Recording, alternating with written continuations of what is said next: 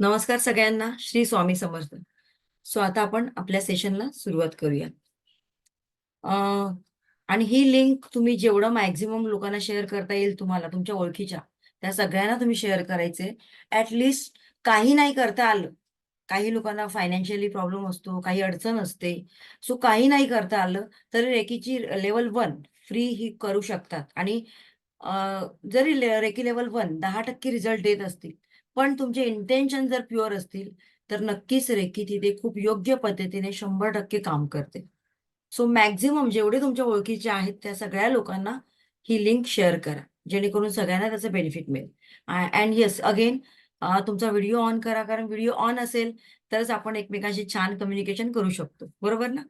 नाहीतर मी पण इकडे माझा व्हिडिओ ऑफ करून ठेवला तर मी काही बोंबलणार आहे, तुम्हाला कळणार आहे का? नाही.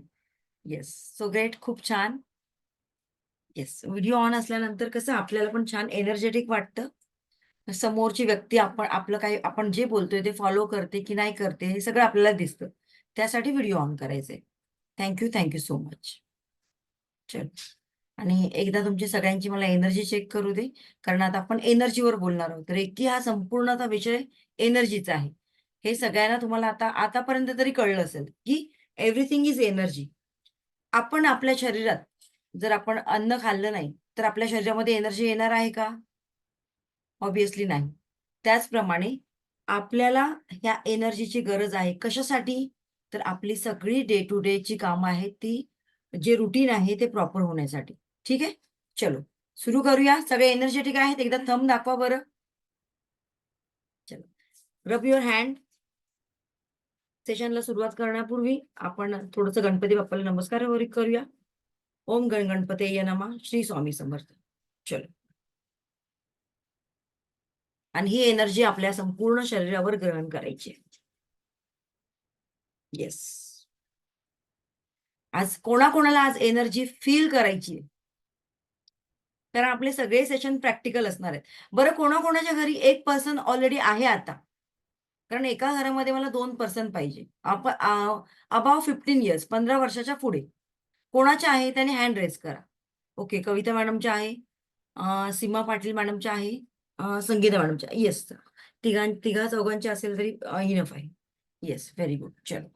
कारण आज आपण ऑरा चेक करणार आहोत, ऑरा फील करणार आहोत. ओके.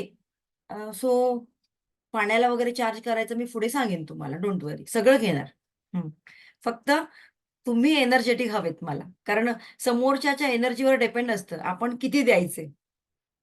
ठीक आहे? चलो. सुरू करूया? येस. सो आज आपण बोलणार आहोत एनर्जीवर. स्क्रीन शेअर करू दे. काय आहे लॉ ऑफ एनर्जी? लॉ म्हणजे काय माहिती आहे तुम्हाला सगळ्यांना? सगळ्यांनाच माहित असेल. लॉ म्हणजेच नियम, रूल, जे की कधीही ब्रेक केले जात नाहीत. बरोबर ना? लॉ ऑफ अट्रॅक्शन आहे, लॉ ऑफ कर्म आहे, तसंच लॉ ऑफ एनर्जी आहे. सो लॉ ऑफ एनर्जी म्हणजेच काय? जी एनर्जी किंवा ज्याचे रूल कधीही चेंज केले जात नाही. सो रेकी काय आहे? रेकी सुद्धा एक एनर्जी आहे. आणि जसं मी आता सांगितलं तुम्हाला एनर्जीचा एक नियम आहे, की एनर्जी कधीही डिस्ट्रॉय केली जात नाही किंवा एनर्जी कधीही कधीही नष्ट करता येत नाही. तर काय करता येतं? तर एका माध्यमातून दुसऱ्या माध्यमामध्ये ट्रान्सफर करता येते. सपोज आता तुम्ही म्हणाल, "मॅडम ह्याचं पण एक उदाहरण द्या बरं."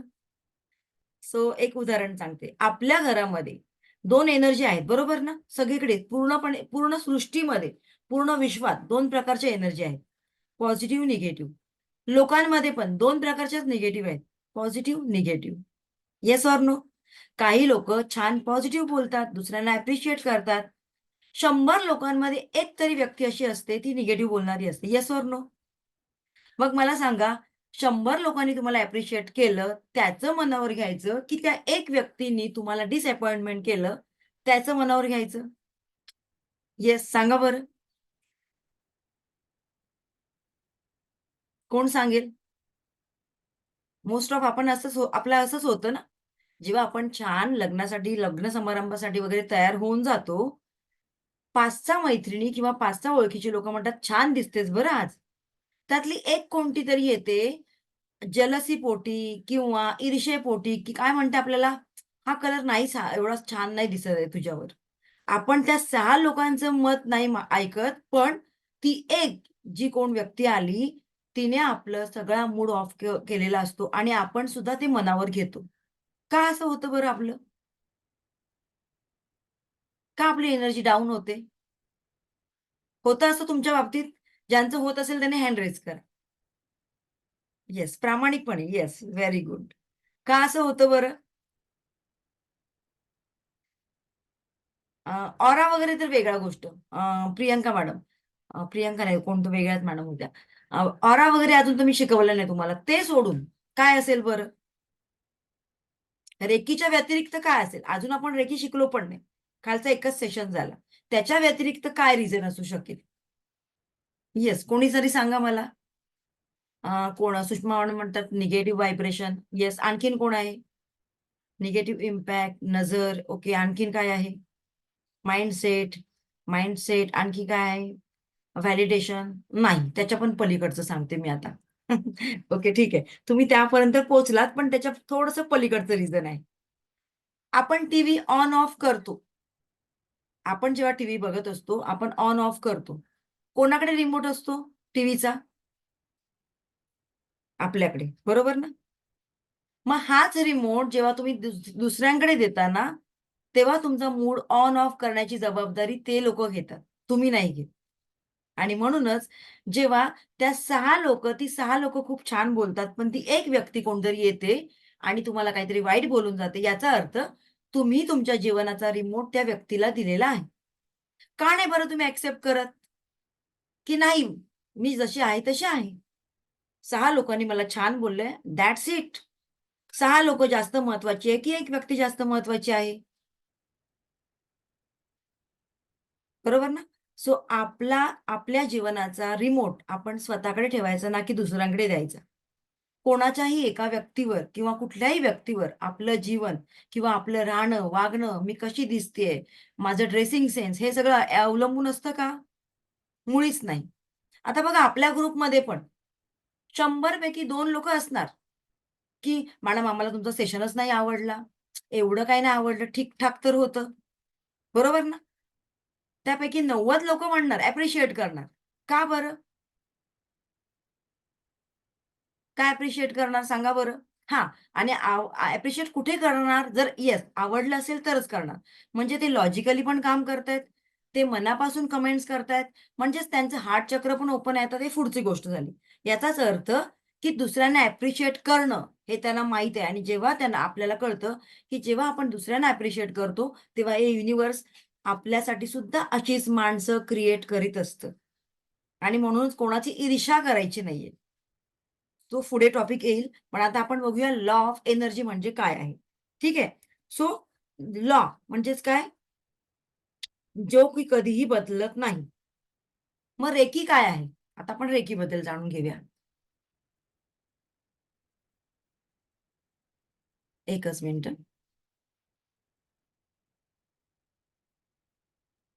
सो रेकी काय आहे? What is reiki? याबद्दल आता आपण जाणून घेऊया. सो रेकी ही एक युनिव्हर्सल एनर्जी आहे. हे सगळ्यांनाच माहिती आहे. रे आणि की हे 2 वर्ड्स आहेत. रे म्हणजे युनिव्हर्सल आणि की म्हणजे एनर्जी. ठीक आहे. आणि ही एनर्जी या एनर्जीचा शोध केव्हा लागला? प्राचीन काळात. कुठे लागला? आपल्या भारतातच. पण असं म्हणतात ना, जिथे पिकतं तिथे त्याला व्हॅल्यू नसतं. पण हीच रेकी जेव्हा जपानमध्ये गेली किंवा जपानची लोकं जेव्हा इकडे आली, इकडून ते रेकी म्हणजे काय? आपल्या त्यांनी आपल्या प्राचीन पुस्तकांमध्ये त्याचा शोध लावला, पूर्ण पाठपुरावा केला आणि त्यानंतर ते जपानमध्ये घेऊन गेले. आणि कुठलीही गोष्ट जेव्हा बाहेरून येते ना, त्याचं आपल्याला फार कौतुक असतं. जसं योग आपल्या देशातलाच, पण योग बाहेर गेला, त्याचा योगा झाला, तेव्हा आपण इकडे फॉलो करायला लागलो. बरोबर ना? म्हणजे आपली भारतीय प्राचीन संस्कृती एवढी छान आहे, की आपल्या भारतामध्ये सगळं काही आहे. पण म्हणतात ना, तुझं आहे तुझं पाशी. आपल्याकडे सगळं आहे, पण आपण मार्ग चुकतो. सो आता आपण पुढे बघूया, की काय बरं याचा उपयोग कुठे करता येईल? प्राचीन काळामध्ये याला हस्तस्पर्श चिकित्सा पद्धती असं म्हटलं जातं. ही रेकी ऊर्जा आपल्या तळहातांच्या स्पर्शांमधून निर्माण होते. आता रेकीमुळे काय काय होतं, तर रेकीमुळे तुम्ही जे विचार करू शकता ते सगळं होतं. रेकीमुळे माझा आजार बरा होऊ शकतो का मॅडम? येस, होऊ शकतो. रेकीमुळे माझी मानसिकता बदलू शकते का मॅडम? येस, बदलू शकतो. रेकीमुळे मला माझी ध्येय प्राप्ती होऊ शकते का? माझ्या गोल्सपर्यंत मी जाऊ शकते का? ऑफकोर्स होऊ शकतं. रेकीमुळे आणखीन काय-काय तुम्ही सांगा. मला माझ्या लाईफमध्ये फायनान्शियल स्टेबिलिटी मिळेल का? येस, ऑफकोर्स मिळू शकतं. रेकीमुळे मी आध्यात्मिक, स्पिरिच्युअल होईन का? Yes, of course. आता याच्या पलीकडचं काय राहील मला सांगा. रेकीमुळे आमची मुलं जी बिघडलेली आहेत किंवा वाईट संगतीला लागलेली आहेत किंवा सारखं त्यांना मोबाईलचं, टीव्हीचं व्यसन लागलेलं आहे, गेम खेळतात, तर ते बंद होईल का? ऑफकोर्स होईल. आणखीन काय हवंय मला सांगा. याच्या पलीकडचं काय आहे? रिलेशनशिप स्पॉईल झालेलं आहे मॅडम. डिव्होर्सपर्यंत गेलेला आहे किंवा रिलेशनशिपमध्ये बरेच प्रॉब्लेम आहेत. सो हे सगळं होऊ शकतं का? येस. कारण रेकी मी सांगितलं तुम्हाला, रेकी हा प्रॅक्टिकल करण्याचा विषय आहे. रेकी अजिबात शिकण्याचा विषय नाहीये. तुम्ही म्हणाल, "मॅडम रेकी शिकण्याचा विषय नाही, मग रेकी का शिकवताय बरं आम्हाला?" तर रेकी हा संपूर्णतः प्रॅक्टिकल करण्याचा विषय आहे. रेकी हा संपूर्णतः जगण्याचा विषय आहे. जोपर्यंत तुम्ही रेकी शिकत नाही, म्हणजेच काय रेकी प्रॅक्टिकल करत नाही, तोपर्यंत तुम्हाला त्याचे बेनिफिट कळणार नाही. आणि जी लोकं डे टू डे लाईफमध्ये प्रॅक्टिकल करतील याचं, त्यांनाच त्याचं बेनिफिट कळेल आणि त्यांनाच कळेल, येस, रेकीमुळे खरोखरच आपल्या जीवनामध्ये बदल होतायत, चेंजेस होतायत. कारण रेकी काय करते, तर रेकी आपल्या रूट कॉजवर जाऊन काम करते. रूट कॉजवर म्हणजेच काय? सपोज कुठलाही आजार असेल, तर त्या आजाराच्या मुळाशी जाऊन काम करते. आता मला सांगा, आपण आपला मूड नेहमीच चांगला असतो का बरं? आज चांगलं किंवा उद्या हसबंडबरोबर भांडण झालं किंवा आणखी सासूबरोबर भांडण झालं, की लगेच आपला मूड स्विंग होतो, बदलतो, आपले व्हायब्रेशन बदलतात. Yes or no? मग हे पण कोणामुळे बदलतात आणि तुम्हाला माहीत असेल, जेव्हा आपला मूड ऑफ असतो, आपले व्हायब्रेशन डाउन असतात, तेव्हा ज्या गोष्टी आपण अट्रॅक्ट करायला जातो, त्या आपल्याला मिळतात का? नाही. का बरं? Because like attracts like. जे आपण अट्रॅक्ट करतो तेच आपल्याला मिळतं. मग जर आपण चिड अट्रॅक्ट केली, तर चिड आपल्याला मिळणार. जर आपण राग केला, तर रागच मिळणार. तीच कारणं आपल्या आयुष्यामध्ये येणार वारंवार. तीच उदाहरणं, तीच माणसं वारंवार आपल्या आयुष्यात येणार. मग काय करायचं? सो ह्या रेकीमुळे आपण आपलं संपूर्ण जीवन बदलू शकतो. पूर्वीच्या काळामध्ये बघा, बरीच संत ऋषी यांचं उदाहरण दिलं जायचं, की आपले संत ऋषी केवळ हाताच्या स्पर्शाने इतरांचा आजार बरा करत असत. सो हातांच्या स्पर्शाने म्हणजे नक्की काय करायचं ते? त्यांच्याकडे ही कुठली शक्ती अवगत होती? तर तीच ही हस्तस्पर्श चिकित्सा म्हणजेच रेकी. आपले मोठमोठे संत ऋषी आहेत, जसे की संत साईबाबा आहेत आपले. व्यास ऋषी आहेत, गौतम बुद्ध आहेत. हे काय करत होते? तर कोणाच्याही कुठल्याही मनुष्याच्या आयुष्यातलं दुःख मुळासकट बरं करण्याची ताकद, एक ईश्वरीय शक्ती त्यांच्यामध्ये होती. केवळ हाताने ते कुठलाही आजार बरा करत होते. आता रेकी काय आहे? रेकी एक हीलिंग पॉवर आहे. हीलिंग म्हणजेच काय? तर कुठलाही आजार किंवा काही बरं करणं. शुद्ध मराठी भाषेमध्ये हीलिंग म्हणजे बरं करणं. आता तुम्हाला माहीत असेल, जेव्हा लहानपणी आताची मुलं तर खेळत नाही. त्यांना मैदान म्हणजे मोस्ट ऑफ माहीत नाही. मोस्ट ऑफ मुलांना हां. त्यांचं घर बरं आणि त्यांचा मोबाईल बरा. बरोबर ना? त्याच्या पलीकडचं त्यांचं जग आहे का? नाही. पण पूर्वीच्या काळी 90च्या शतकातली बघा माणसं मैदानी खेळ खेळायचे. तेव्हा आपण पडायचो, धडपडायचो, खरचटायचं. आईला घरी कोण सांगत जायचं का मी पडलीये, रक्त आलं, असं झालं, तसं झालं? नाही. मग त्या आपल्या जखमा आपोआप बऱ्या कशा व्हायच्या बरं? त्यामागचं कारण काय होतं? येस, कोणी सांगेल का? आपल्या जखमा आपोआप बऱ्या कशा व्हायच्या बरं? ते चॅट बॉक्समध्ये मेसेज करा. काय व्हायचं?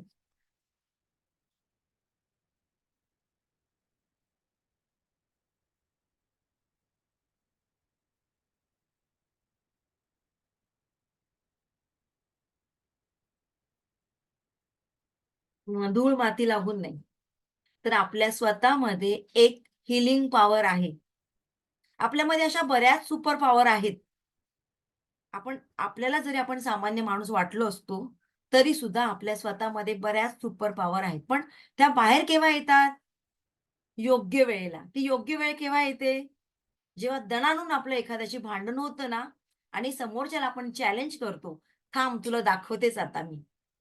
थांब तुला आता प्रूव्ह करून दाखवते मी, की मी काय-काय करू शकते." म्हणजेच समोरच्याने जेव्हा तुम्हाला चॅलेंज देतात, समोरची व्यक्ती एखादी चॅलेंज देते, तेव्हाच त्या आपल्या स्वतःमधील सुपर क्वालिटीज बाहेर येतात. अदरवाईज येतात का? किंवा अशी एखादी परिस्थिती आपल्यावर येते, की त्यामुळे आपण एकतर कणखर होतो. बऱ्याच त्या क्वालिटीज ज्या आपल्याला माहीत पण नसतात, कधी आपण ऑब्झर्व्ह पण केलेलं नसतं, पण त्या क्वालिटी आपल्या बाहेर अगदी उफाळून येतात. हा अनुभव कोणी घेतलाय का?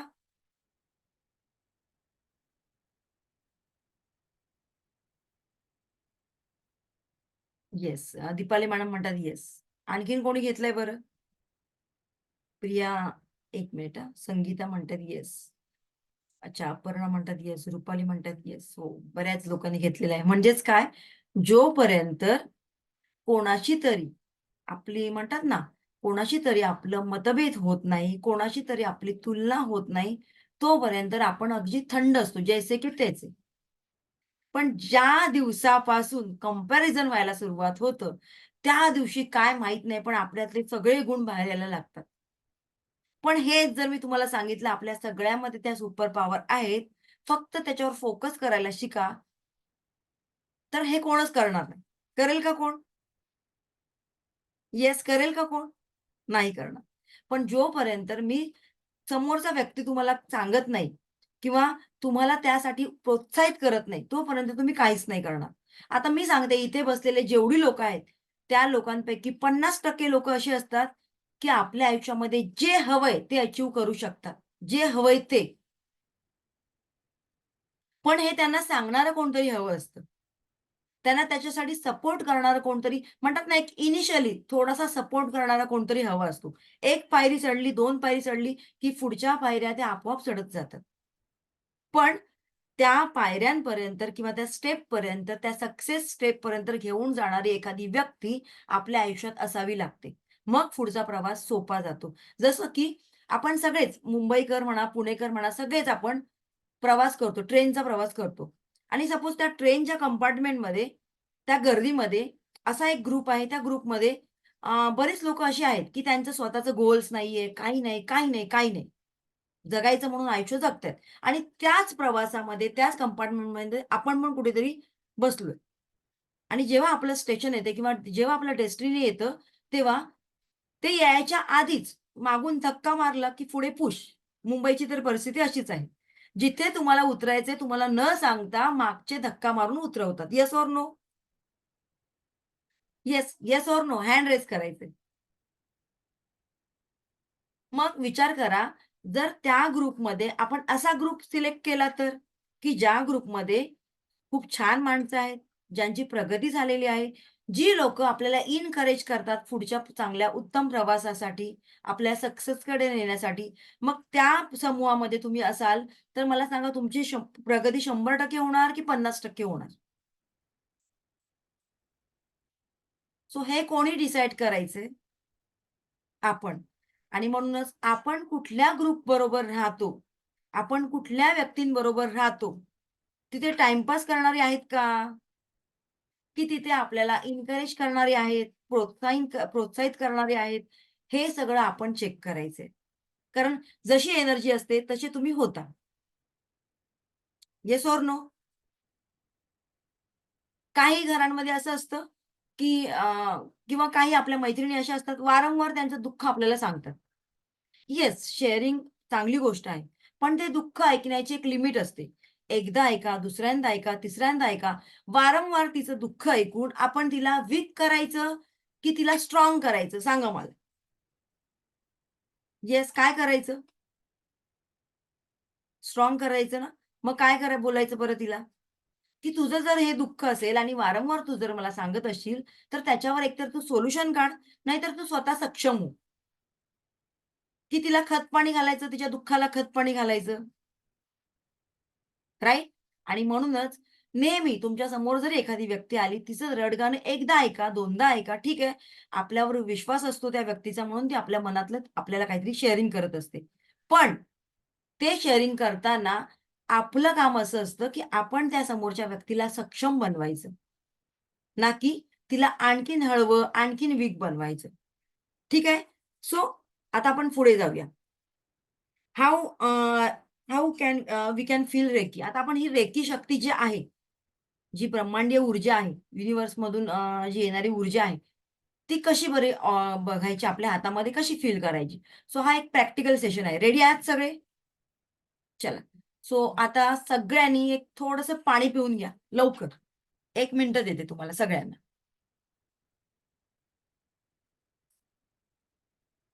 जे लोकं ऑफिसमध्ये आहेत, नो प्रॉब्लेम. तुम्ही ऑफिसमध्ये पण करू शकता, काही प्रॉब्लेम नाही.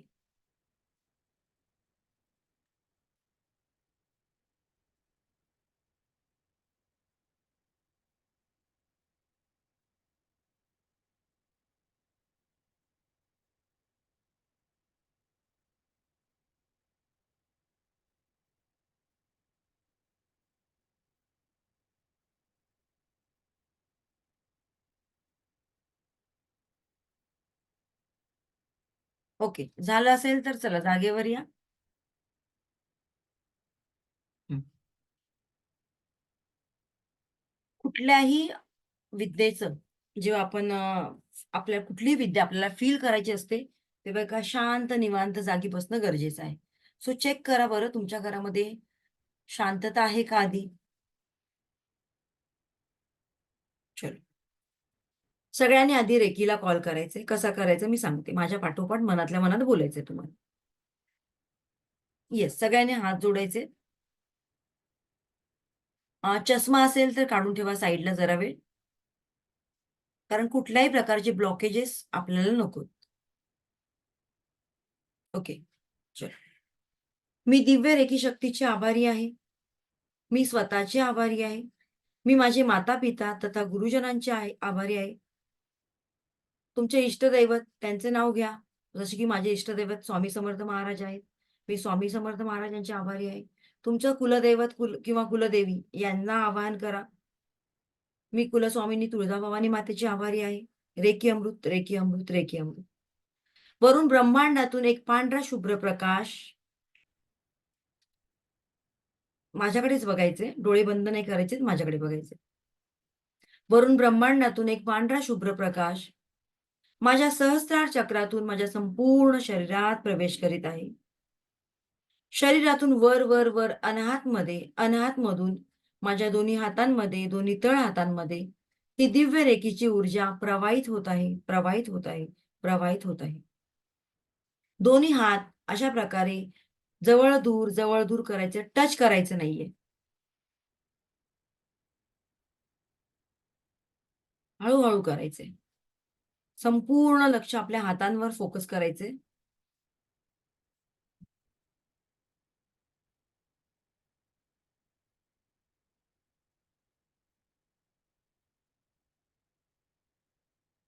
आता दोन्ही हात थोडेसे जवळ घ्या. बस.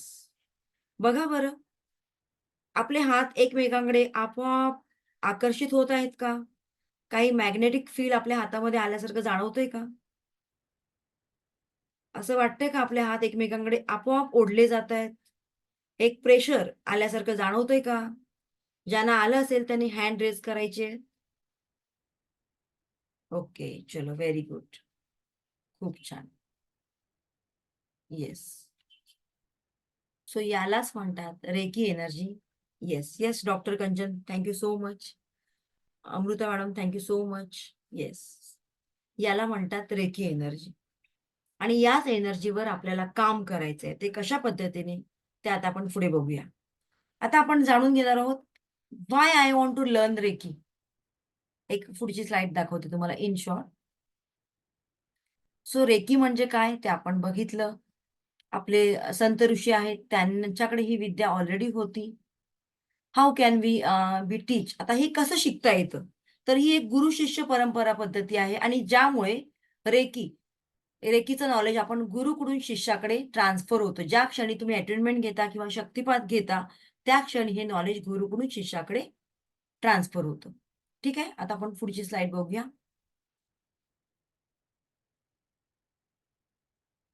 आफ्टर अटेन्डमेंट दिल्यानंतर तुम्ही म्हणतात ना, की जसं की एखादी लीगल प्रोसिजर केल्यानंतर आपण ऑफिशियल त्याचे मेंबर होतो. तसंच जेव्हा तुम्ही अटेन्डमेंट घेता किंवा शक्तिपात घेता, त्या क्षणी या रेकीचा वापर तुम्ही सर्रास तुमच्या जीवनामध्ये डे टू डे लाईफमध्ये करू शकता आणि त्याचे रिझल्ट तुम्हाला जाणवतात, मिळतात. ठीक आहे. सो रेकी लेव्हल 1 ही स्वतःच्या शुद्धीकरणाची लेव्हल आहे आणि त्यामुळे मी वारंवार सांगते, की ही लेव्हल 10% एनर्जीवर काम करते.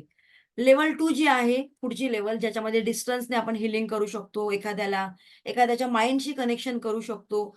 सो हे सगळं सेकंड लेव्हलमध्ये येतं, की लेव्हल 1 मध्ये आपण जवळच्या लोकांना हीलिंग करू शकतो.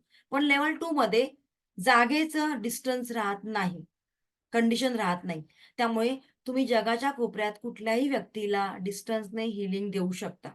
सपोज आता मी इकडे मुंबईमध्ये बसलेली आहे, पण मी अगदी यूएसमध्ये असणाऱ्या व्यक्तीला किंवा पुण्यामध्ये असणाऱ्या व्यक्तीला आरामात रेकीचं हीलिंग देऊ शकते आणि ते त्यांना फील सुद्धा होतं. ते व्हायब्रेशन त्यांना फील होतात. ठीक आहे, आता पुढे आपण जाऊया. सो आता बघूया आपण why I want to learn reiki. मला रेकी का शिकायचं आहे? का बरं शिकायचं आहे आपल्याला रेकी? बाकीच्या सगळ्यांनी आपली हँड सॉरी डाउन करा please. Vaishali madam, Swati madam, इमोजीवाले हँड डाउन केलं तर बरं होईल. ओके. का बरं शिकायचंय रेकी? हा प्रश्न आपल्या सगळ्यांच्या समोर आहे. बरोबर ना? मला सांगा, आत्ता या क्षणी आपल्या घरामध्ये, प्रत्येकाच्या घरामध्ये एक बॉक्स हमखास असतो. प्रत्येकाच्या घरामध्ये हां, मी म्हणते प्रत्येकाच्या. कोणता बरं? मेडिसिनचा बॉक्स. येस ओर नो आहे की नाही मला सांगा? रोज आपण सकाळ, दुपार, संध्याकाळ आपल्याला जेवण जेवावं लागतं. जेवण एक वेळ राहिलं, एखाद्या वेळेचं ड्रॉप झालं तरी चालेल, पण माझी बीपीची ही गोळी राहता कामा नये, असा आपण एक नियम बनवलेला आहे. बरोबर ना? म्हणजेच आता हे आयुष्य जगताना आपल्या जीवनामध्ये औषधांना एवढं महत्त्व प्राप्त झालेलं आहे. पूर्वीच्या काळी हे एवढे आजार होते का बरं? एवढ्या मानसिक समस्या होत्या का? नाही. का बरं?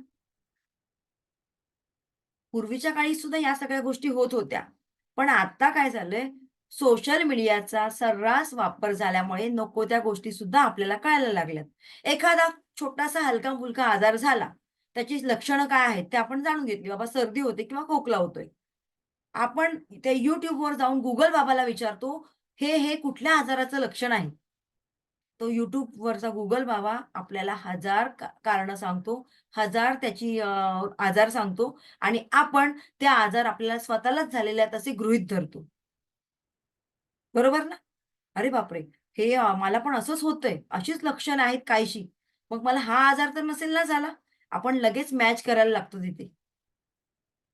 म्हणजेच काय, अति नॉलेज सुद्धा कधीतरी घातक असतं आणि म्हणूनच अज्ञानामध्ये सुद्धा आनंद मानावा लागतो. अति जर नॉलेज आपल्याला मिळालं तर काय होतं? ऑब्व्हियसली त्याचा गैरवापरच होतो. सो जे काही मेडिकल डोस आहेत आपण घेतो रोज सकाळ, दुपार, संध्याकाळ, ते आपल्याला कमी करायचे आहेत. आजकाल 16 वर्षाच्या मुलांना सुद्धा हार्ट अटॅक येतोय. 16 वर्षाच्या जाऊ देत, पण जन्मलेल्या मुलांना सुद्धा सायलेंट हार्ट अटॅक येतोय. Yes or no? अशा बऱ्याच केसेस मी सुद्धा पाहिलेल्या आहेत. मग हे कशामुळे होतंय? याचा अर्थ काय? तर आपलं जीवनशैली बदललेली आहे. आपली मानसिकता बदललेली आहे. आपण ह्या कॉम्पिटिटिव्ह जगामध्ये सतत कोणाला तरी दुसऱ्याला कमी करण्यासाठी, कमीपणा देण्यासाठी किंवा त्याच्यापेक्षा सरस होण्यासाठी आपण ही रेस जिंकण्याचा प्रयत्न करतोय. पण आपण स्वतःचा कधी विचार करतो का? मला काय आवडतं? मी स्वतःला किती वेळ देते? मी स्वतःशी किती बोलते? याच्याबद्दल आपण कधी विचार करतो का? तुम्हाला माहिती आहे आपल्या स्वतःमध्येच एक छान पर्सन आहे. त्या पर्सनशी आपण कधी गप्पा मारतो का हो? नाही. आणि ज्या वर्किंग लेडीज आहेत त्यांचं तर बिचाऱ्यांच्या तारेवरची कसरत असते. सकाळी 5ला त्यांचा दिवस चालू होतो ते रात्री 1 वाजेपर्यंत त्यांची रात्र संपते आणि त्या झोपल्या अगदी डाराडूर झोपून जातात. काही त्यांना विचार करायला चान्सच नसतो. म्हणजे काय केलं हे आपण आपलंच जीवन आपणच डिफिकल्ट करून ठेवलेलं आहे. म्हणून आपल्याला रेकी शिकायची. आपल्या सगळ्यांच्या आयुष्यामध्ये बरेच मेंटल इश्यूज आहेत. मानसिक आपलं आरोग्य बदललेलं आहे. आता हे कशामुळे? एक्स्पेक्टेशन. बऱ्याच लोकांचे एक्स्पेक्टेशन आपल्याकडून आहेत. आई-वडिलांच्या अपेक्षा. माझ्या मुलीने मी सांगितलेल्या मुलाबरोबरच लग्न करावं किंवा माझ्या मुलाने याच फील्डमध्ये करियर करावं. बरोबर ना? किंवा प्रॉपर्टीचे डिस्प्यूट्स, भावबंदकीचा प्रश्न आहे आपल्या कोकणात. तो प्रश्न जास्त मॅक्सिमम लेव्हलवर आहे. त्याच्यामुळे येणारी भांडणं, वादविवाद. बरोबर? आणखीन काय? एज्युकेशनमध्ये, करियरमध्ये एज्युकेशन किंवा करियरसाठी घेतलं जाणारं प्रेशर, याच फील्डमध्ये काम कर. करियर करायचं तर याच फील्डमध्ये करियर कर. तू जॉब करायचं नाही. आपल्या पुशतात, आपल्या पूर्ण फॅमिलीमध्ये कोणीही बिझनेस केलेला नाही. त्यामुळे तू सुद्धा बिझनेस करायचा नाही. त्या मुलाचं पिंड असतं बिझनेसचं.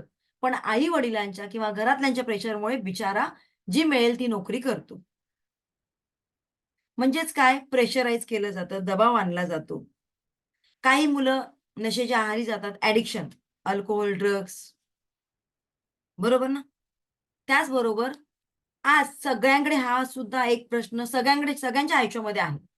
कारण त्याचं सोंग करता येत नाही. तुम्हाला कळलं असेल. पैशाचं सोंग करता येतं का? अजिबात नाही. मग या सगळ्या समस्या आपल्या आयुष्यामध्ये जर आहेत आणि आपली मानसिकता जर चांगली नसेल, तर त्यासाठी आपल्याला रेकी शिकायचंय. कारण काय होतं, आजकाल सगळ्यांमध्ये सगळीच लोकं, सगळीच मुलं मी बघते, अगदी लहान-लहान मुलं सुद्धा 14-15 वर्षातली मुलं, मुली डिप्रेशनमध्ये जातायत. कोणाचं काय होतंय, तर कुठेतरी नात्यामध्ये कोणतरी धोका देतोय, कुठेतरी डिव्होर्सचं चालू आहे प्रकरण, कुठेतरी ब्रेकअप येतंय. सो अशामुळे या सगळ्या व्यापातून जर आपल्याला बाहेर यायचंय, तर आपल्याला रेकी शिकणं गरजेचं आहे. म्हणून रेकी शिकायचंय. सो कोण-कोण तयार आहे? हे पुढचे 5 ते 6 दिवस आपण जे घेणार आहोत, त्यासाठी संपूर्णपणे कोण-कोण कमिटेड आहे, की येस मॅडम काहीही होऊन मी अटेंड करणारच आहे. कोण-कोण कमिटेड आहे? याच्यापैकीच कुठला ना कुठला तरी प्रॉब्लेम तुमच्या आयुष्यामध्ये आहे आता? येस, त्याच्यासाठी आपल्याला रेकी शिकायची आहे. आणखीन काय? बरं रेकीबद्दल बऱ्याच लोकांच्या काही भ्रामक कल्पना आहेत, काही मिथ्स आहेत. ते आता मला पहिले क्लिअर करू देत. मॅडम रेकी म्हणजे जादूटोणा आहे का? रेकी म्हणजे ते ब्लॅक मॅजिक वगैरे असं आहे का? मग मी माझ्या जावेवर किंवा माझ्या सासूवर करू शकते का? खूप त्रास देते मॅडम मला. अगदी लग्न झाल्यापासून 15 वर्ष मला तिने छळलंय. तर असं काहीही नाहीये. रेकी ही केवळ एक डिव्हाइन एनर्जी आहे. शुद्ध डिव्हाइन एनर्जी आहे, वैश्विक ऊर्जा आहे. त्याचा वापर आपण केवळ आणि केवळ चांगल्या गोष्टींसाठी करू शकतो. वाईट गोष्टींसाठी अजिबात नाही. त्यामुळे रेकीमध्ये येण्याच्या आधी तुमचे इंटेन्शन प्युअर असावे लागतात. तुमच्या भावना क्लिअर असाव्या लागतात. कारण रेकी खरोखरच केवळ आणि केवळ चांगल्या गोष्टींवर काम करते.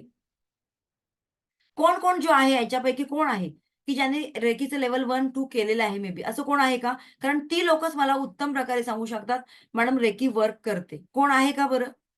माझ्याकडे नाही केलं असेल, मे बी आणखीन कुठे केलं असेल. सो त्याने हँड रेज केलं तर बरं होईल. संपदा मॅडम आता मला तुम्ही दिसत नाहीयेत पण. तुम्ही चॅट बॉक्समध्ये मेसेज केलाय पण मला दिसत नाहीये. मला हँड रेज केला तर लगेच कळेल. कोण आहे बरं? ज्यांनी रेकी लेव्हल 1-2 ॲट लीस्ट केलंय? ओके. MGHA असं काहीतरी आहे. मेघा आहे का? ओके. हां. येस अनम्यूट केलेलं. Yes ma'am. हां, येस बोला. मॅडम खरोखरच रेकी शिकल्यानंतर आपल्या आयुष्यामध्ये चेंजेस होतात का? हो मॅम, बरंच होतात. पण मी जे 21 दिवसाचं फर्स्ट लेव्हल नंतर जे करावं लागतं ना, ते हां, मी पूर्णपणे करू नाही शकली. माझं बेबी छोटं होतं तर. हां. त्याच्यानंतर म्हणून मग मला त्याचं हे नाही मिळालं, पण बरेच रिझल्ट मिळाले होते मला तेव्हा स्टार्टिंगला. Okay, thank you so much. मी हे जस्ट का विचारलं, कारण आपण एकमेकांना ओळखत पण नाही, बरोबर ना? पण ज्यांनी केलेलं आहे त्यांना मे बी याची आयडिया चांगली असते. कारण मी किती बोंबलली तरी तुम्ही काय म्हणणार समोरून, मॅडमला काय त्यांचे कोर्स सेल करायचे असतात म्हणून त्या बोंबलतात. बरोबर ना? पण तसं नाही. आणि ही एक वैश्विक ऊर्जा अशी आहे, ती कोणाच्याही आयुष्यात येत नाही. येते का? बघा ना, वेबिनार अटेंड करणारे, सेशन्स अटेंड करणारे किती लोकं असतात. जवळ-जवळ 400-500 लोकं रोज सेशन अटेंड करतात. त्यातले एनरोल करणारे किती असतात? फार कमी. म्हणजे मी म्हणू शकते, की 50 ते 60 लोकच एनरोल करतात. मग ते का? तसं का? असं हे का आहे? रेशो का आहे? कारण जर या सृष्टीतलं एक पान सुद्धा त्याच्या आज्ञेने हलत नसेल, तर तुम्ही आम्ही कोण आहोत हो? आणि म्हणूनच हा एक म्हणतात ना, एक एक दैविक कॉल असतो. हा एक युनिव्हर्सल मेसेज असतो, जो की सगळ्यांच्याच आयुष्यामध्ये सगळ्यांनाच रिलेट करत नाही. ज्यांना तो रिलेट करतो, ज्यांना तो कॉल जातो, ज्यांना ती आज्ञा मिळते, स्वामींची म्हणा, युनिव्हर्सल म्हणा, तर तीच लोकं त्याला रिलेट होतात, तीच लोकं त्याला कनेक्ट होतात. अदरवाईज तुम्ही कितीही प्रयत्न करा, "मॅडम मी 4 वर्षापासून प्रयत्न करतेय, पण अजून सुद्धा मला पाहिजे तसं मिळतच नाही हो." "मॅडम आज ना मला असा प्रॉब्लेम झाला, आज मला उद्या तसा प्रॉब्लेम झाला. माझी मुलं आहेत हो छोटी-छोटी, त्यामुळे मी नाही करू शकत." तुम्ही करूच शकत नाही. का? कारण एक ना अनेक समस्या तुमच्यासमोर उभ्याच राहणार आहेत.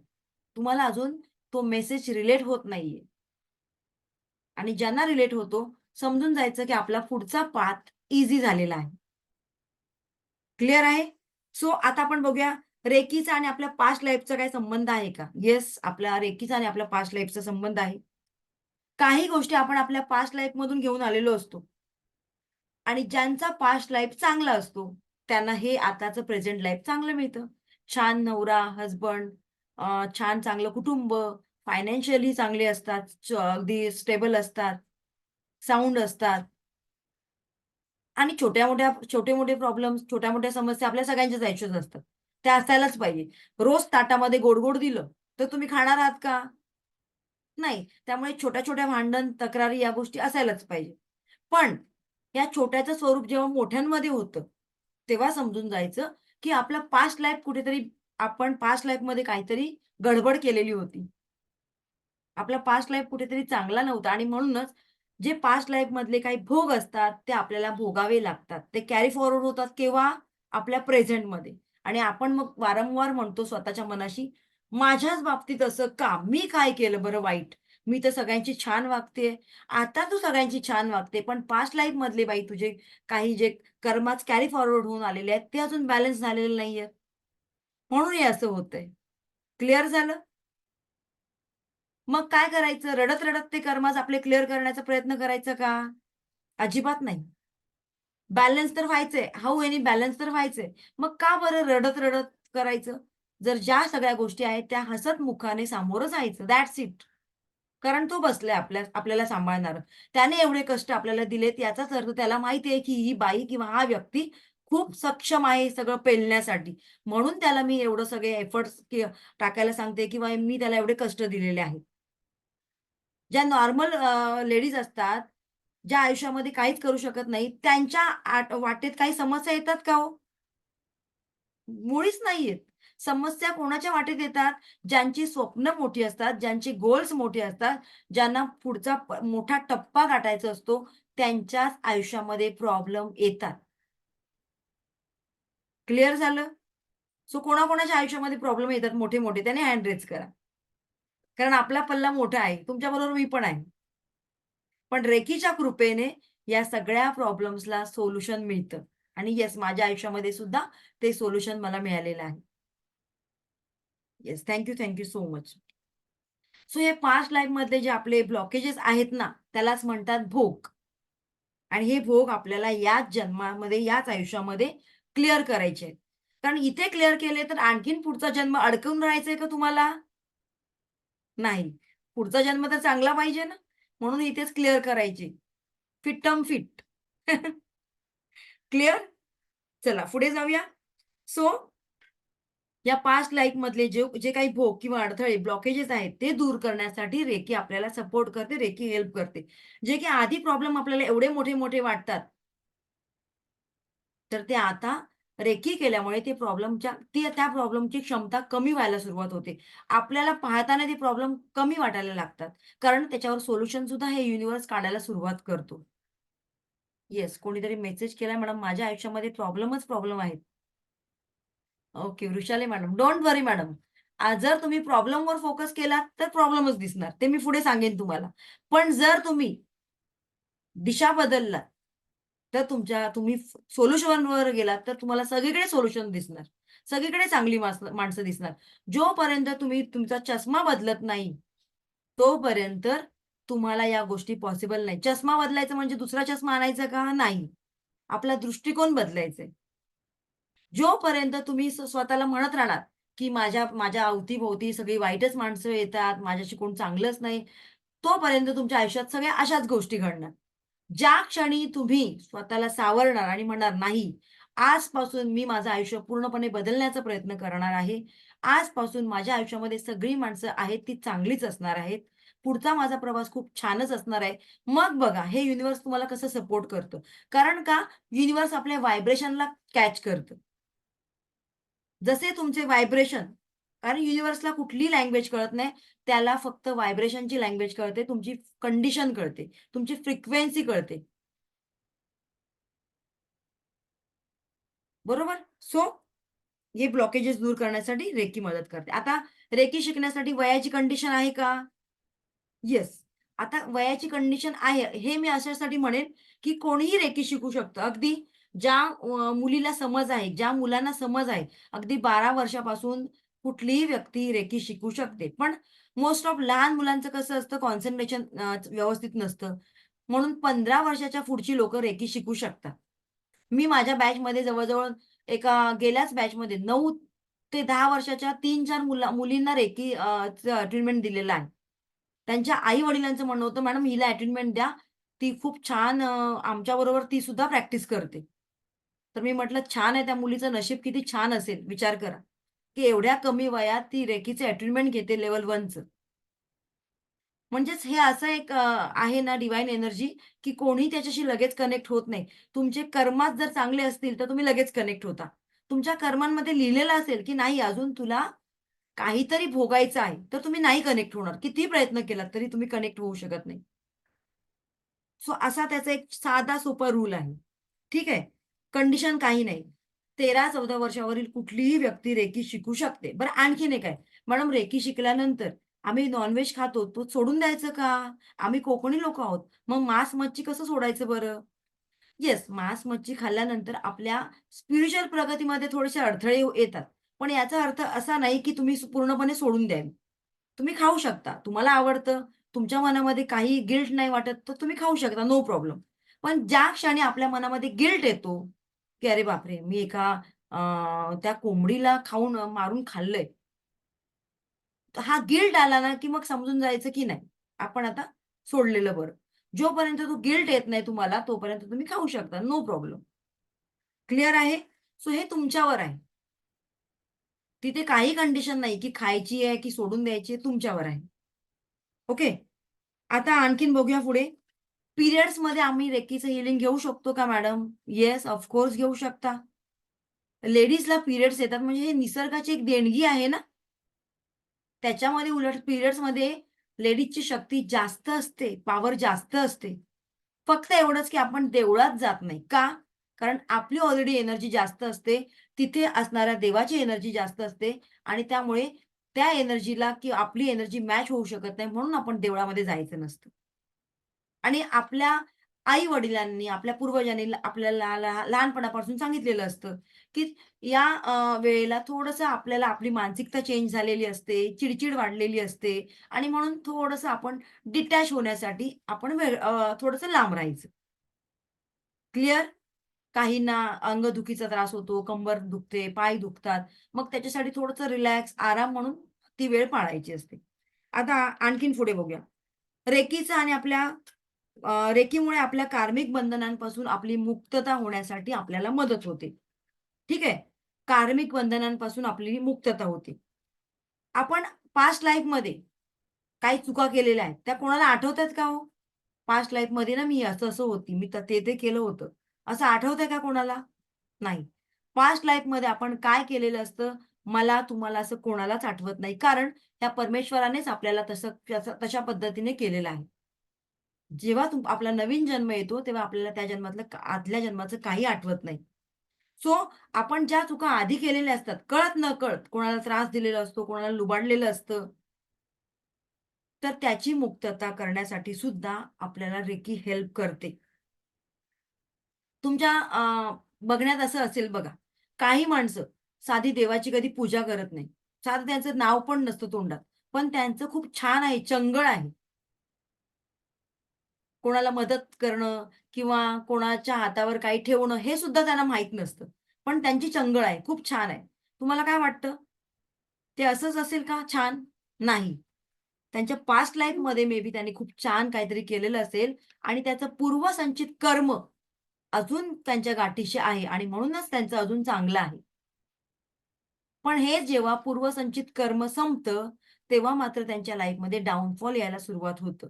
आणि म्हणूनच कधी आपला चांगुलपणा सोडायचा नाही. कितीही संकटे आली, तरी आपला चांगुलपणा सोडायचा नाही. आपलं काय असतं, जेव्हा चॅलेंजेस येतात ना आपल्या आयुष्यामध्ये, काही क्रिटिकल कंडिशन येते, तेव्हा आपण आपल्या देवाला हाक मारतो. ज्या देवाला आपण मानतो त्या देवाला. जसं की आपण स्वामींना मानतो, तर स्वामींना हाक मारतो.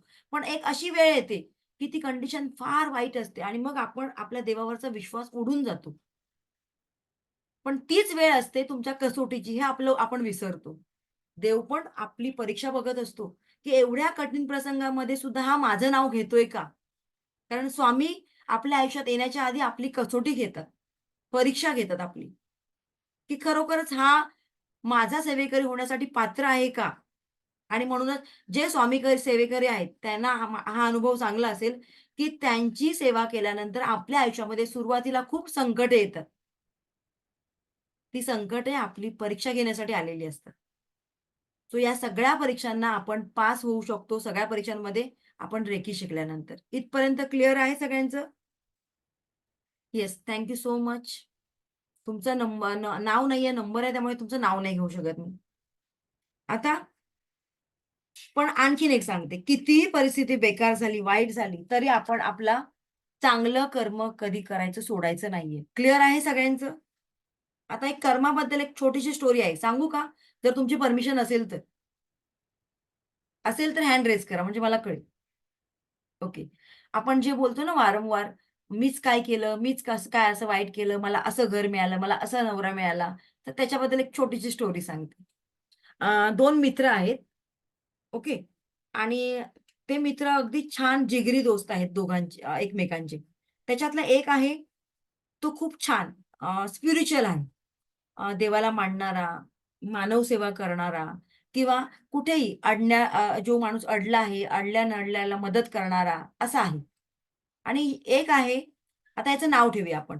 हा जो व्यक्ती आहे त्याचं नाव आहे रमेश ठेवूया. आणि हा एक दुसरा व्यक्ती आहे.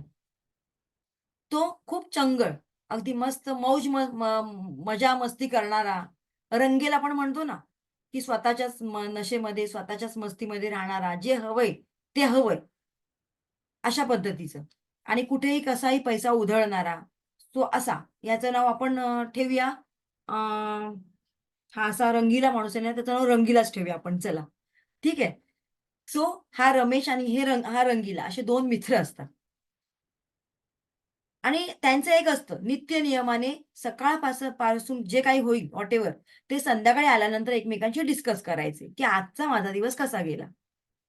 तर ते डिस्कस करायला सुरुवात करायचे. हा जो रमेश आहे तो म्हणायचा, माझा दिवस तर चांगला गेला, पण आज मला खूप काही अडचणींना सामोरं जावं लागलं.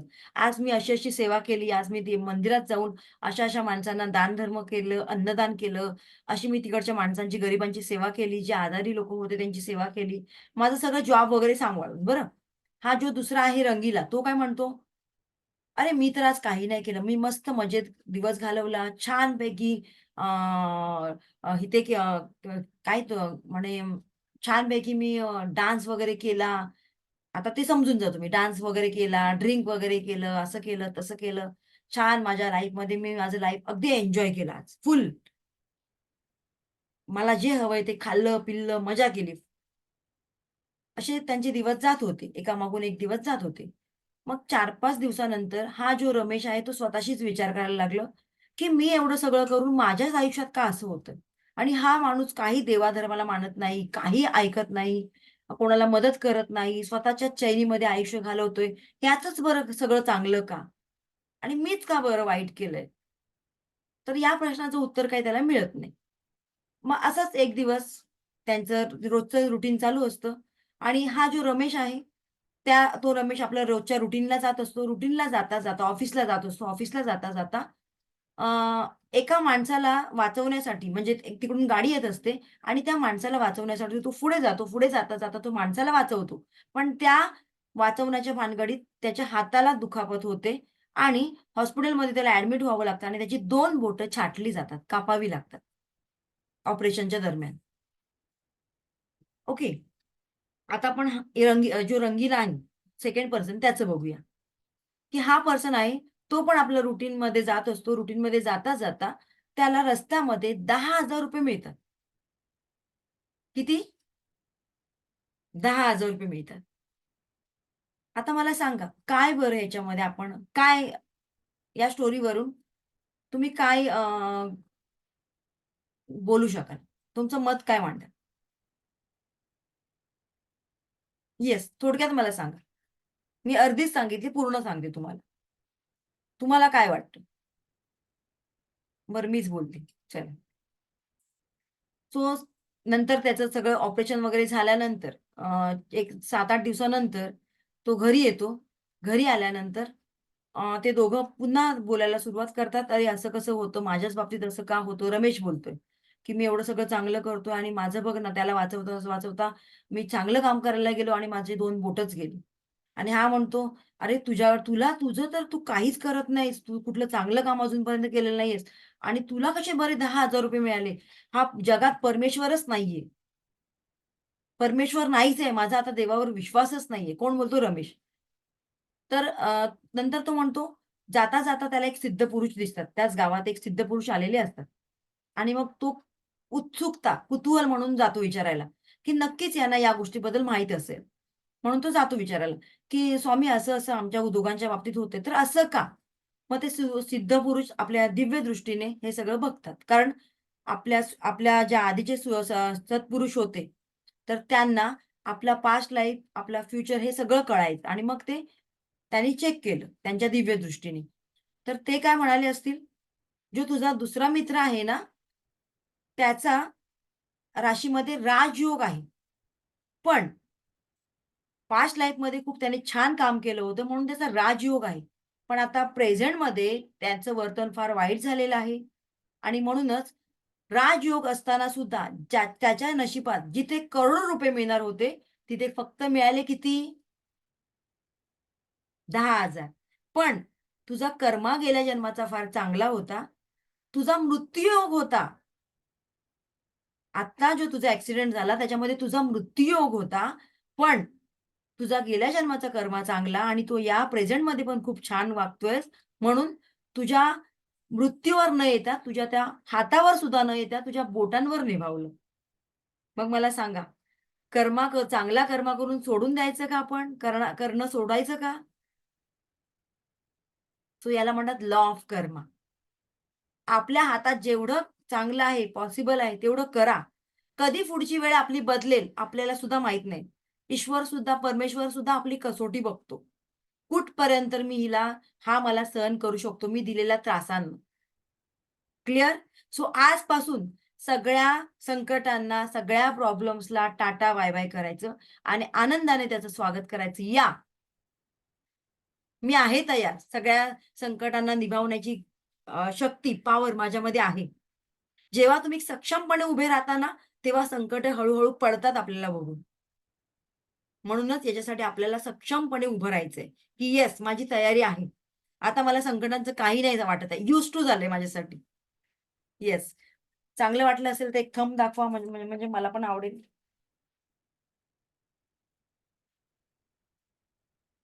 Yes. Thank you. Thank you so much.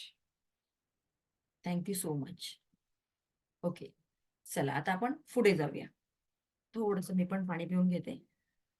Thank you so much Vaidehi madam, Mugdha madam, thank you.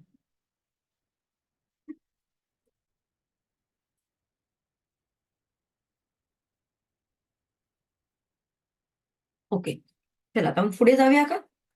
Aura check करायचं ना आज आपण. रेडी आहात सगळे की बोर झालात? रेडी असाल तर एक थंब दाखवा. ओके, सुहासिनी मॅडम थोड्याशा बोर झाल्या. सुहासिनी मॅडम चला एक राऊंड मारून या पटकन. चलो, तुम्ही सगळ्यांनी सुद्धा आता जागेवरून उठायचंय जरा. थोडस पाणी पिऊन या पटकन. सगळ्यांनी सगळ्यांनी एक 2 मिनिटाचा ब्रेक. आणि आपल्या घरामध्ये एखादी व्यक्ती असेल तर तिला तुमच्या जवळ बसवा.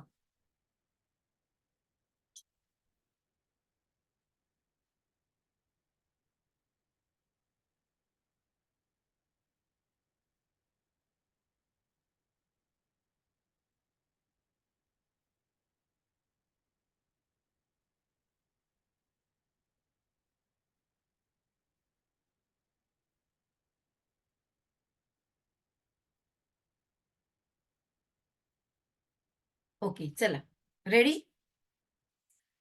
आता तुमच्यापैकी माझे सेशन रिपीट ऐकणारे कोण आहेत का इथे? कारण त्यांना माहित असेल मे बी. कोण रिपीट करतंय का माझं सेशन?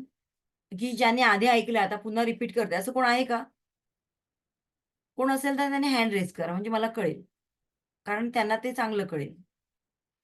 अच्छा, सगळे तुम्ही फ्रेश आहात का? ओके, चला आपण सुरू करूया. ऑरा म्हणजे काय? एक पहिलं मी पिक दाखवते म्हणजे तुम्हाला खूप छान त्याचं आयडिया येईल.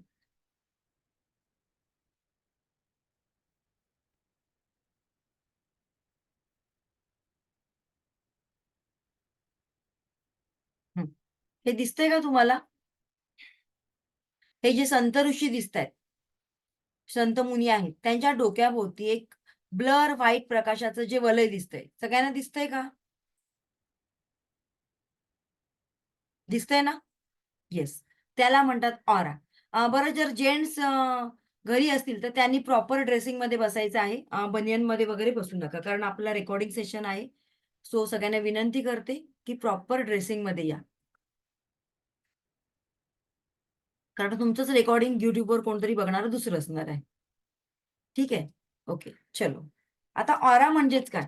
तो ऑरा म्हणजे आपल्या सभोवती जे प्रकाशाचं ब्लर असं वलय असतं त्याला म्हणतात ऑरा. आता त्याला प्रॅक्टिकल कसं बघायचं हे पण मी तुम्हाला शिकवणार आहे. पण त्याच्या आधी जसं मी तुम्हाला आता दाखवलं, संत महात्म्यांच्या डोक्याभोवती एक ब्लर असं पुसटचं प्रकाशाचं वलय असतं. त्याला इंग्लिशमध्ये ऑरा म्हणतात आणि मराठीमध्ये आभा मंडळ म्हणतात. आपण बघा रोज सगळे अंघोळ करतो आपण सकाळी, सगळेच करतात. तरी सुद्धा आपण आजारी पडतो. Yes or no? का बरं पडतो आपण आजारी? आपण आपलं शरीर जरी वरवर स्वच्छ करत असलो, तरी आपण आपला ऑरा कधी क्लीन करतो का? थांबा, आलात ना? हां, मी बोलवेन तेव्हा या तुम्ही. आपण आपला कधी ऑरा क्लीन करतो का? नाही. का बरं? कारण ऑरा म्हणजे काय? तो क्लीन कसा करायचा? त्याचे काय साइड इफेक्ट आहेत? ते आपल्याला कोणी सांगितलेले असतात का अजूनपर्यंत? नाही. तर त्यासाठी सगळ्यांनी आधी या कोरोनाला थँक म्हणा बरं. का थँक म्हणायचे ते पण सांगते. कारण या कोरोनामुळे बरेच स्पिरिच्युअल कोर्सेस ऑनलाईनमध्ये आले. बरेच स्पिरिच्युअल सिक्रेट आपल्यासमोर ओपन झालेत. Yes or no? त्याच्या आधी रेकी, वास्तू, न्यूमरोलॉजी हे आपल्या कोणाला मॅक्सिमम लोकांना माहीत होतं का बरं? सामान्य लोकांना हे माहीत होतं का? खरंच सांगा. काही उच्चवर्णीय लोकं आहेत, त्यांनाच फक्त याचं नॉलेज होतं.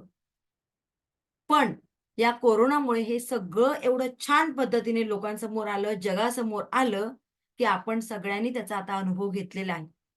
बरोबर ना? आणि म्हणून त्याच्यासाठी त्याला थँक बोलायचंय. बरं, मी काल तुम्हाला सगळ्यांना ग्रॅटिट्यूड शिकवलं होतं. थँक बोलायला शिकवलं होतं. आज उठल्याबरोबर कोणी खरं सांगा, या युनिव्हर्सला थँक म्हणाले? थँक मला हा नवीन दिवस दाखवल्याबद्दल. प्रामाणिकपणे सांगायचंय. Yes, maximum. Very good. काय वाटलं? काय एनर्जी फील झाली?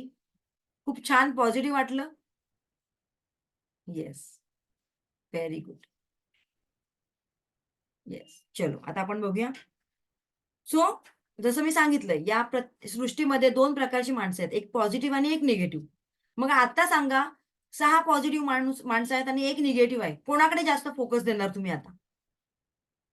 येस, कोणाकडे देणार? बोला बरं. 6 लोकांकडे की एका माणसाकडे? Yes, exactly. त्या एका माणसाला आपण इग्नोर करायचंय.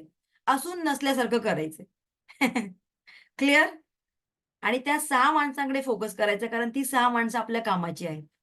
त्या 6 माणसांनी आपल्याला एन्करेज केलेलं आहे. त्या 6 माणसांनी आपल्यात आपण आणखीन कसं चांगलं करता येईल आपल्यामध्ये त्याच्याबद्दल आपल्याला काय केलेलं आहे? मोटिव्हेट केलेलं आहे. क्लिअर? सो त्याच्याकडे फोकस द्यायचा. स्वतःचा रिमोट कंट्रोल दुसऱ्या कोणाच्याही हातात द्यायचा नाही. आपलं राग, रुसवा, आपलं हसणं, खेळणं कोणावर अवलंबून असायला पाहिजे? ती जबाबदारी कोणी घेणार आजपासून? मी. क्लिअर? चला, सगळ्यांनी म्हणा, ही जबाबदारी आजपासून माझी. चला लवकर, फास्ट. येस. आणखीन एक महिलांना सांगते. आता पटकन आठवलं म्हणून सांगते बरं. रोज आपलं घर जेवढं मॅक्सिमम तुम्ही क्लीन ठेवाल, नीटनेटकं ठेवाल ना, तेवढं छान. कारण त्याच्यामुळे काय होतं, आपला राहू ॲक्टिव्हेट होतो. राहूच आपल्या अनेक कामांमध्ये अडथळे टाकतो. पण हा हा राहू कसा आहे माहिती आहे? जर तुमच्या कामामध्ये नीटनेटकेपणा असेल, स्वच्छता असेल, टापणटिपपणा असेल, ऑर्गनाइज असाल तुम्ही, तर तुम्हाला राहू बऱ्याच गोष्टी देऊन जातो. म्हणून सुरुवात आपल्या घरापासून करायची. घर स्वच्छ ठेवायचे, नीटनेटके ठेवायचे. मोस्ट ऑफ घरातले कोपरे स्वच्छ ठेवायचे. नाहीतर आपलं काय होतं साधारण आता, या वर्षीचा दसऱ्याचा तोरण पुढच्या वर्षीच्या दसऱ्यापर्यंत काढला जात नाही. जातो का? खरं सांगा. नाही. मग त्याच्यामुळे काय होतं, तर ती निगेटिव्हिटी आणखीन आपल्या घरामध्ये येते. फुलं म्हणजे त्याचं निर्माल्य कधी होतं? सेकंड डेला लगेच. मग ती तशीच ठेवायची नाही. ती लगेच काढून फेकून द्यायची. ओके? आता आपण पुढे बघूया ऑरा. 2 प्रकारची व्यक्ती आहेत, पॉझिटिव्ह आणि निगेटिव्ह. आता मला सांगा, आपण एखाद्या फंक्शनला जातो, कार्यक्रमाला जातो. अ, लग्न समारंभ असेल किंवा आणखीन एखादा तुमचा काहीतरी तुम्हाला अवॉर्ड्स मिळणार असेल किंवा तुमच्या कर्तृत्वाबद्दल एखादा चांगला कार्यक्रम असेल आणि तिथे जाऊन तुम्ही खूप छान दिसता. त्या लग्न समारंभामध्ये खूप छान दिसता. बरीच लोकं तुम्हाला अप्रिशिएट करतात. वॉव! नाईस लुकिंग वगैरे खूप छान बोलतात तुम्हाला. ड्रेसिंग सेन्स खूप छान आहे, अटायर खूप छान आहे, गोल्ड ज्वेलरी खूप छान आहे. सगळे छान, छान, छान, छान बोलतात. काही व्यक्ती छान बोलतात, पण इथून नाही बोलत. इथून फक्त बोलतात. याचाच अर्थ त्यांच्या मनामध्ये आपल्याबद्दल राग, मत्सर, द्वेष, ईर्ष्या आहे.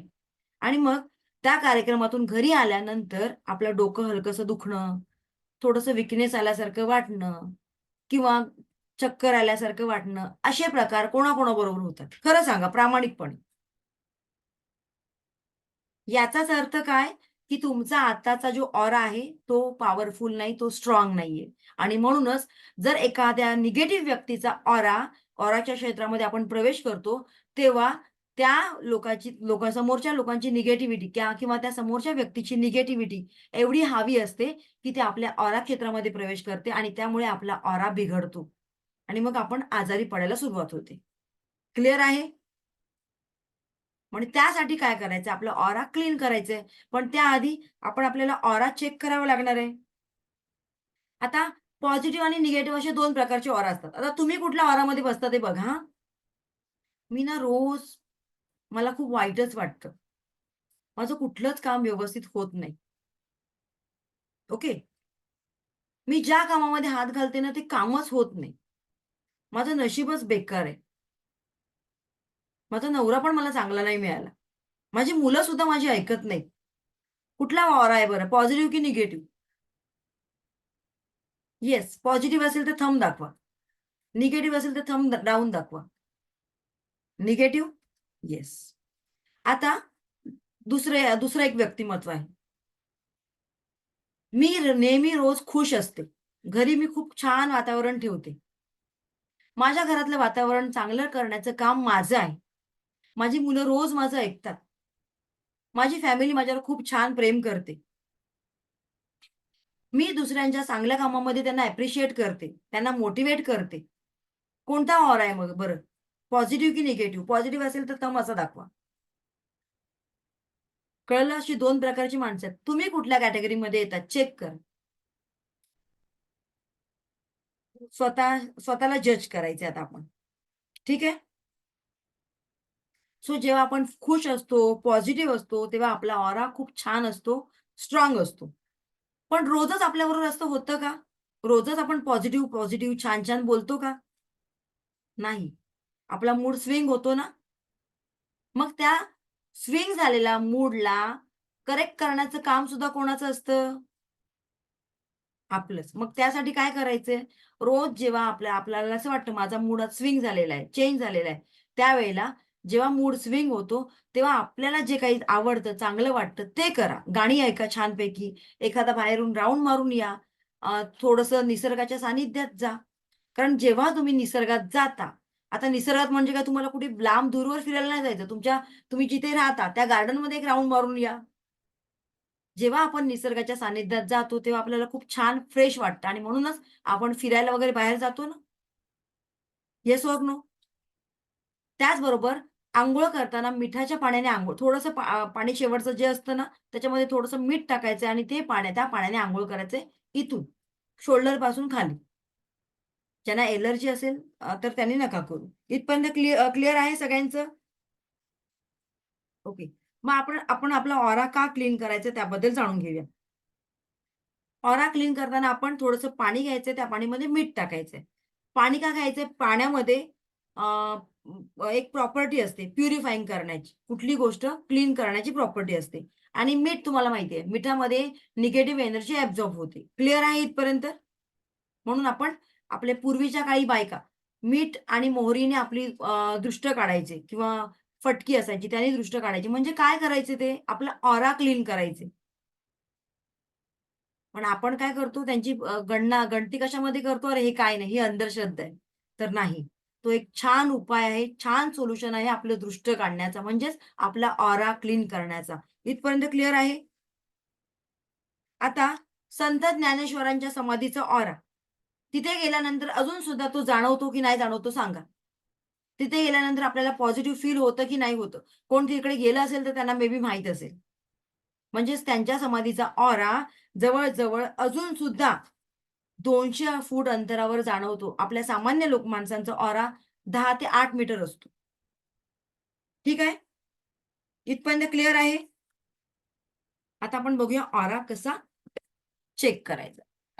तर त्याच्यासाठी तुमचं मागचं बॅकग्राऊंड आहे ना, ते हे पाहिजे, प्लेन पाहिजे. एखादी भिंत वगैरे आहे का बघा.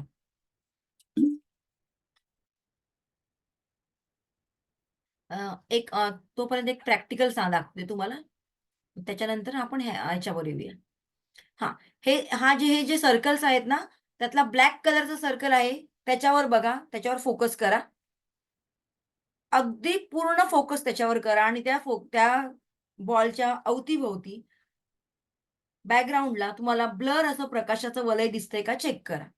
दिसत असेल तर चेक करा व्यवस्थित आणि दिसल्यानंतर मला चॅट बॉक्समध्ये मेसेज करा.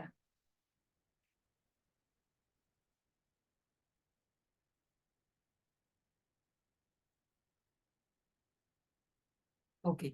आता तुमच्या हातामध्ये जो पेन आहे, त्या पेनकडे व्यवस्थित बघा. त्याच्या अवती-भोवती बघण्याचा प्रयत्न करा. पण बॅकग्राऊंडची भिंत प्लेन पाहिजे. बॅकग्राऊंड प्लेन पाहिजे. तुमच्या हातामध्ये जे काही असेल व्हॉटएव्हर, आता ही पाण्याची बॉटल आहे, पेन आहे, सगळ्या सजीव, निर्जीव गोष्टींचा एक ऑरा असतो. चेक करा बरं. मागे बॅकग्राऊंड प्लेन पाहिजे. एवढंच फक्त लक्षात ठेवा.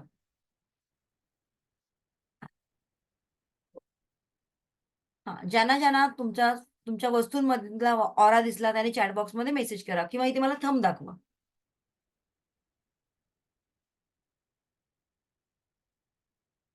Yes, very good. आता सगळ्यांनी माझ्यावर फोकस करा. माझा ऑरा दिसतोय का चेक करा. मी डोळे बंद करते. एकच मिनिटं.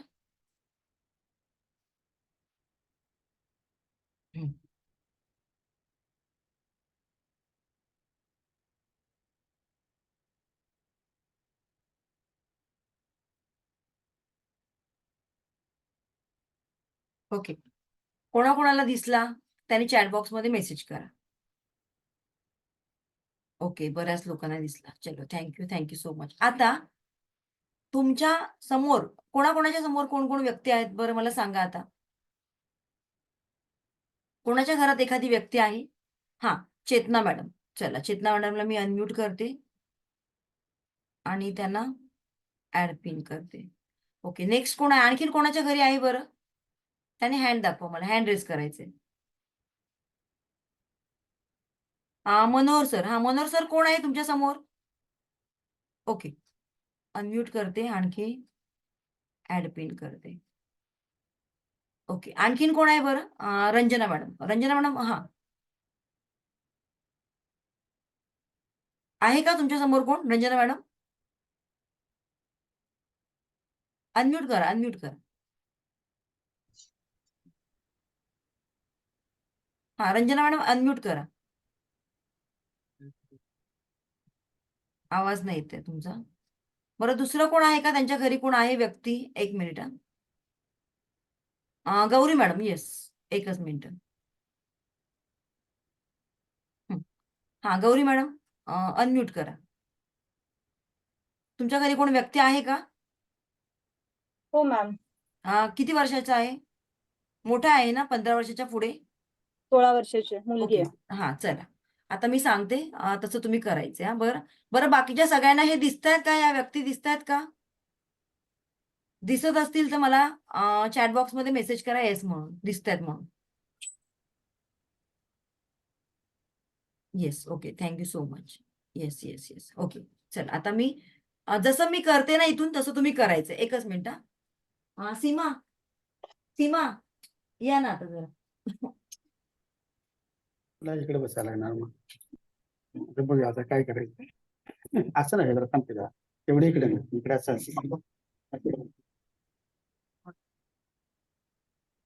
उभे राहा.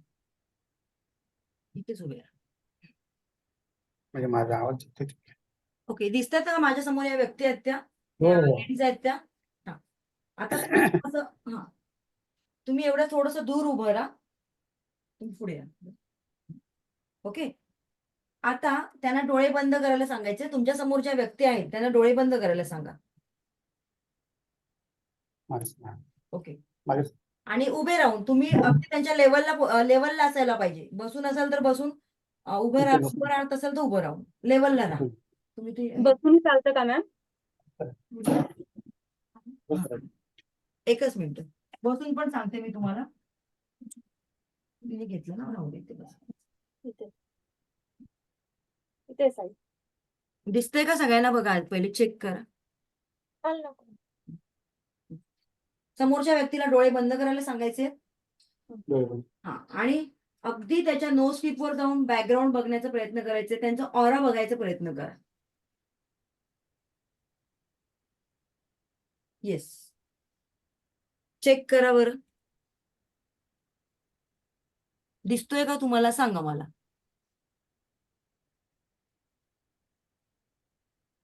मागची भिंत मात्र प्लेन पाहिजे.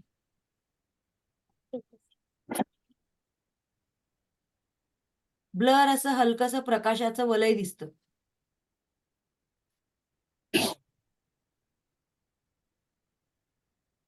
चेक करा तुमच्या घरी जर कोण असेल.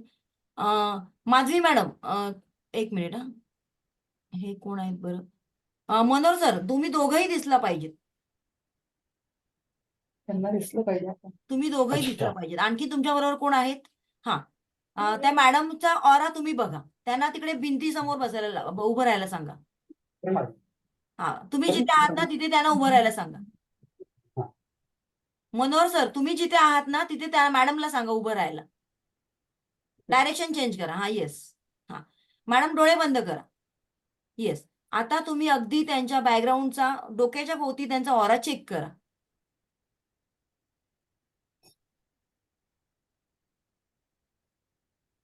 हलकस असं ब्लर असं वलय दिसतं का? चेक करा. हो हो. Yes, okay. हो मॅम.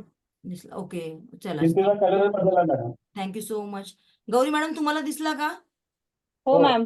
ओके, तुमच्या समोर कोण आहे बरं? दाखवा जरा त्यांना. मोबाईल आडवा ठेवा. हा येस. आता त्या तुमच्या मुलीला ना उभं राहायला सांगायचं तुम्ही. ओके.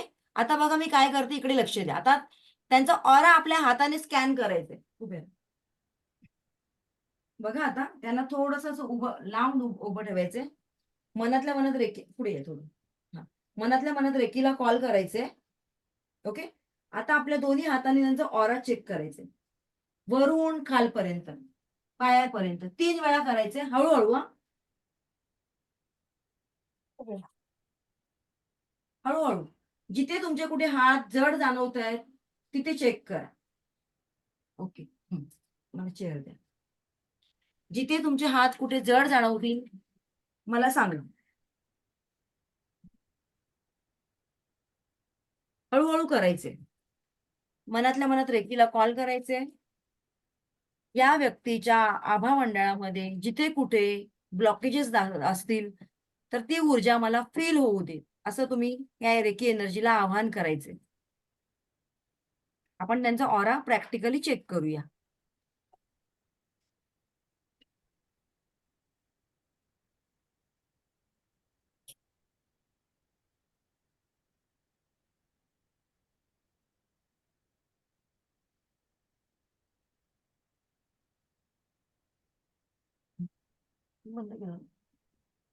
ओके. खांद्यांपासून खाली मॅम. हा. कुठे जास्त जडत्व कुठे जाणवलं तुम्हाला? खांद्यांपासून कमरेपर्यंतच्या भागात. कमरेपर्यंतच्या भागात. जास्त कुठे, खांद्यांमध्ये की कमरेमध्ये? खांद्यांमध्ये. ओके. मॅडम खांद्याच्या खाली. खांद्याच्या खाली. हा. हा. एक मिनिट. मनोहर सर आणखीन एकदा करा. गौरी मॅडम आणखीन एकदा व्यवस्थित करा. आता तुम्हाला कळलंय ना, व्यवस्थित करा. हा. चेतना मॅडम, कुठे जडत्व जाणवलंय तुम्हाला? नाही. कुठेच नाही? नाही. नाही. Okay. Manohar sir, Gauri madam पुन्हा एकदा करा.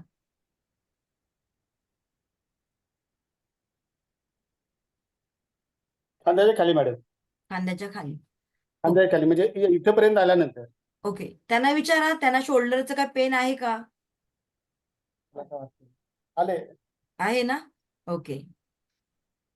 Thank you madam. Yes. Thank you so much.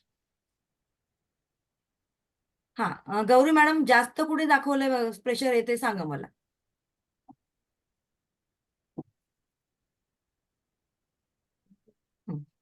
तसंच मॅम, कमरेपासूनच्याच भागामध्ये. कमरेपासूनच्या. कमरेपासून तिचे आता पिरियड्स वगैरे येऊन गेलेत का, यायचे. की यायचे? हा. यायचे. त्यामुळे ते दुखतंय. क्लिअर? ओके. हा. चेतना मी पण मॅडम. मला सांगितलं इथून दुखतंय म्हणून.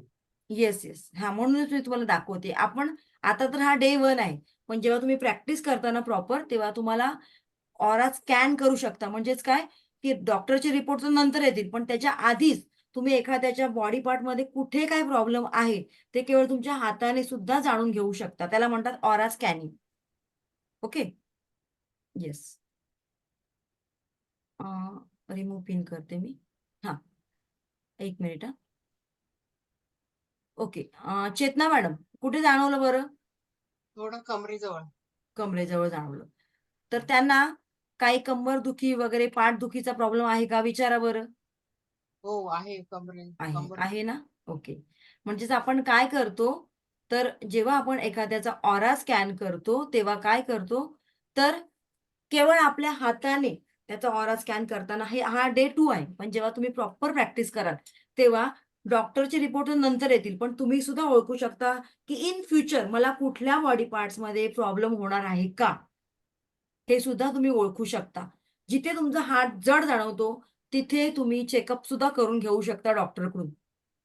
जी गोष्ट 6 महिन्यानंतर कळणार असते तीच गोष्ट आपल्याला आधी कळते. सो याच्यासाठी आपल्याला रेकीला थँक्यू म्हणायचंय, कारण रेकीमुळे या सगळ्या गोष्टी आपल्याला हळूहळू कळतात. क्लिअर झालं? हो. येस. सो आता लेट झालेलं आपल्याला ऑलरेडी 1:30 वाजले आणि माझा दुसरा सेशन आहे. ऑरा आपला क्लीन कसा करायचा स्वतःचा आणि दुसऱ्यांचा, ते आपण उद्याच्या सेशनमध्ये घेऊया. चालेल का सगळ्यांना? ओके. चालेल. सो तुम्ही सगळे इथे अगदी छान राहिलात, त्याच्याबद्दल thank you. Ma'am can we check our self aura? नाही, आपण स्वतःचा नाही बघू शकत. हा एक प्रॉब्लेम आहे याच्यामध्ये. कारण आपण स्वतःचा कसा चेक करणार? दुसरी एखादी व्यक्ती असेल तर ती आपला ऑरा चेक करू शकते. क्लिअर आहे? आणि म्हणूनच डोंट वरी, तुम्ही तुमच्या घरातल्या कुठल्याही व्यक्तीला क्लासला बसवा, ती तुमचा ऑरा चेक करून देईल. काही प्रॉब्लेम नाहीये. ठीक आहे, पण त्यासाठी आपले जे 7 दिवसांचे सेशन आहे ते कंटिन्यू आपल्याला अटेंड करणं गरजेचं आहे. ओके, चला. सो इथपर्यंत सगळ्यांचं क्लिअर आहे का? हो. बरं, तुमच्यापैकी कोणी कोणी ऑरा बघितला? मला ते नाही मी विचारलं, सॉरी. तुमच्यापैकी कोणी कोणी चेक केलं घरी? त्याने हँड रेज करा. तुमच्या समोर घरी कोण होतं का? मगाच केलं. तुमच्याकडे कोण होतं का सांगा. सीमा पाटील, शहा बोला बरं. शहा मॅडम बोला. हा मॅम, मिस्टरांबरोबर केला.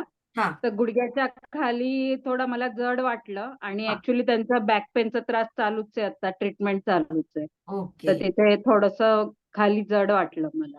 हा, पण हे तुम्हाला माहिती होतं म्हणून. मला तर या लोकांचं कोणाचं काय माहिती होतं का? नाही. पण आपण बरोबर त्या बॉडी पॉइंटवर चेक केल्यानंतर कळलं ना की बाबा असं असं आहे का, तुम्हाला आपण विचारलं. तसंच तुम्ही Yes. इतर अननोन पर्सनचा सुद्धा ऑरा चेक करू शकता. Clear? Clear. Yes, thank you ma'am. Yes, thank you so much. बरं, आता थँक्यू सो मच. आणि कोणाला विचारू? अमृता मॅडम, तुमचा व्हिडिओ ऑफ आहे, मग कसं विचारणार बरं? व्हिडिओ ऑन केलात तर बरं होईल. ठीक आहे, आणखीन कोणी कोणी ट्राय केलं बरं घरी ऑरा चेक करणं? येस, थोडंसं लवकर, कारण तुमच्या घरी कोणतरी व्यक्ती असणं गरजेचं आहे त्यावेळेला. कोणी ऑरा चेक केलंय का? ओके. सो अशा पद्धतीने तुमच्या घरी कोण येईल, एखादी व्यक्ती असेल, तेव्हा तुम्ही त्यांचा ऑरा चेक करू शकता. ठीक आहे. सो येस, आपण उद्या बघूया. आणखीन एक प्रॅक्टिकल सेशन घ्यायचे उद्यासाठी काय काय तयारी करायची लिहून घ्या. एक बाउल घ्या, कुठलंही घ्या, एनी मेटल, स्टील, काच, कुठलंही चालेल, प्लास्टिकचं पण चालेल. त्याच्यामध्ये जाडं मीठ आपल्याला हवंय, खडे मीठ. आणि घरी अर्धा किलो जाडं मीठ आणूनच ठेवा आता. ते तुम्हाला लागणार आहे. कशासाठी ते मी उद्या सांगेन. ठीक आहे. सो उद्या आपण सगळ्यांनी प्रॅक्टिकल ऑरा चेक करायचं सेशन करायचंय. ऑरा क्लीन कसा करायचा, स्वतःचा आणि दुसऱ्यांचा. तुमच्या घरी एखादी व्यक्ती असेल तर वेल अँड गुड. क्लिअर आहे सगळ्यांचं? चलो. सो थँक्यू सो मच की तुम्ही एवढं छान पद्धतीने माझं ऐकून घेतलात आणि 1.5 तास माझ्या बरोबर घालवलात. त्याबद्दल thank you so much. God bless you all. Thank you madam. Shri Swami Samarth. Thank you so much. Thank you madam. Thank you. धन्यवाद. धन्यवाद. थँक्यू. जास्त